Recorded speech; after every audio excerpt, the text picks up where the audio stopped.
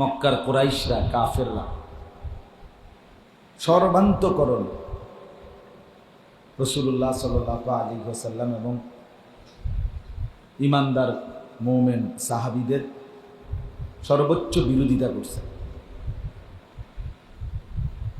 জুলুম, নির্যাতন, অত্যাচার বিরোধিতার কোনো সিস্টেম, কোনো পদ্ধতি বাদ দেন নেই।